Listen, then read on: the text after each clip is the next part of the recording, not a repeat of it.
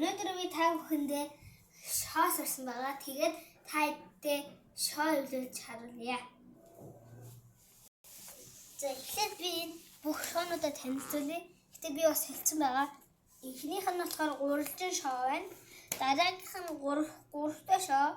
Дараа нь скибл. Дараагийнх нь гуравтай шоо шиг нэг адилхан нэг юм шоо байдаг. Ийм. Дараагийнх нь хоёртой шоо гэдэг. Одоо та бүхэнд бүгдийг нэг дор ивлэж харуулнаа. Мөн бас цагтай хийж байгаа шүү. Ийм цагтай. За, зүй.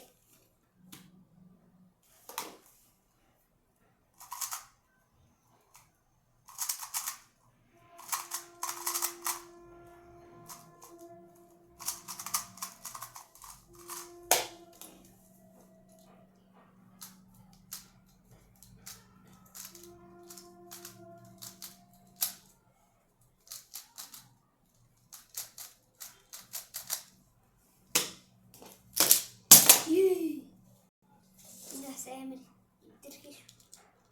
Тэгээд энийг дараа.